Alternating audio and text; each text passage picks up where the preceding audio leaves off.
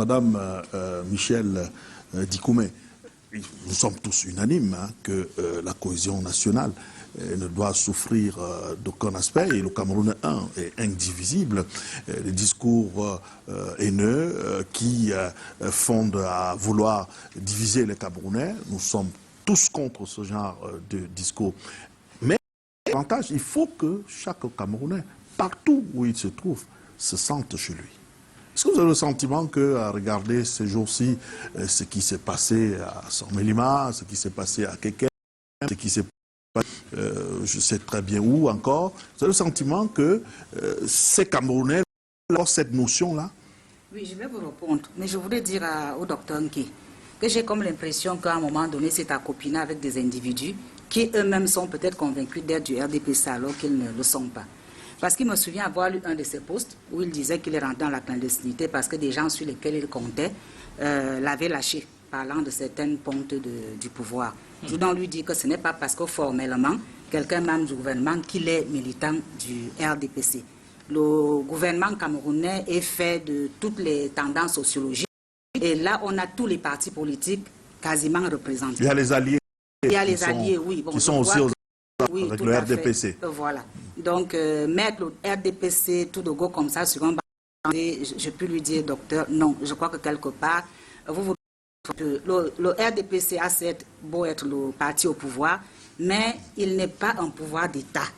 Au Cameroun, il y a un distinguo entre le RDPC et le gouvernement du Cameroun. Nous accompagnons notre leader national qui paraît président de la République, n'est-ce pas, dans ses missions politiques. Bon, cela dit, je voudrais revenir, n'est-ce pas, sur... vous savez ce qui se passe là. Je vais prendre un cas patent qui est le mien.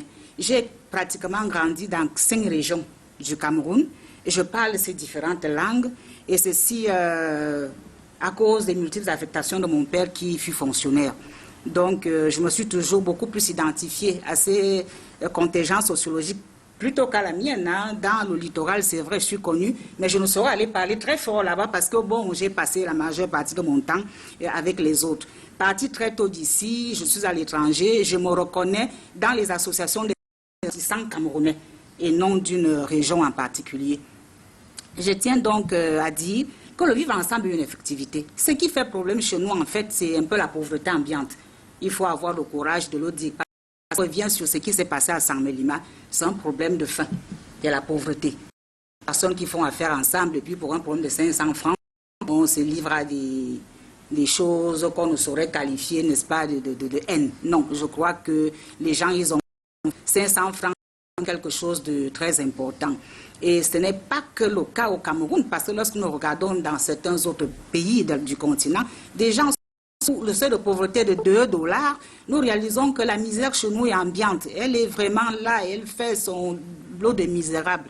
Et au-delà de ça, nous avons également cet introuvable équilibre à satisfaire souvent les populations locales et puis les partenaires au développement, les super financiers qui sont les bailleurs de fonds.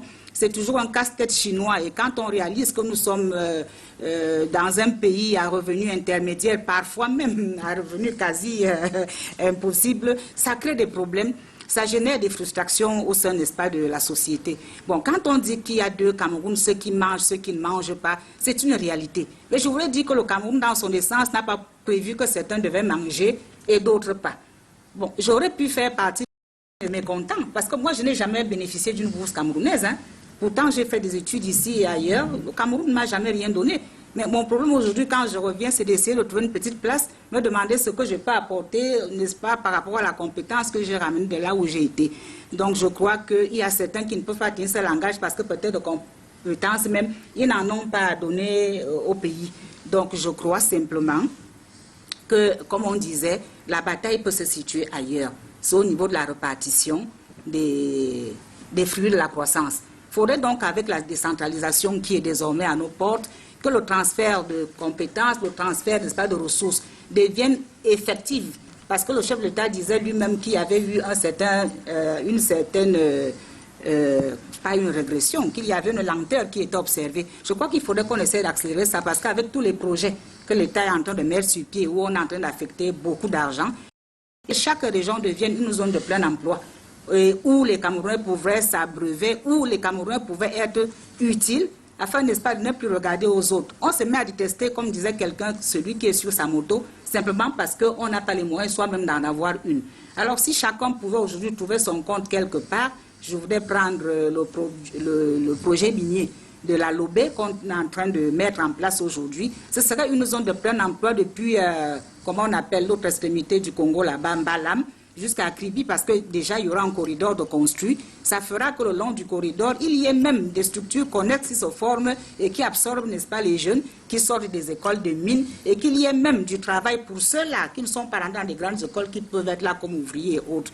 Donc, je pense que le gouvernement quelque chose sur place, dire qu'on résout des problèmes en amont et non en aval, je crois quand même que cela est effectivement, mais simplement, nous voyons une certaine lenteur. Moi, je souhaiterais que les pouvoirs publics accélèrent la façon de faire, mettre le pied vraiment sur la pédale, afin que les jeunes puissent être recasés. Et je crois que le problème de haine même s'envolera de lui-même.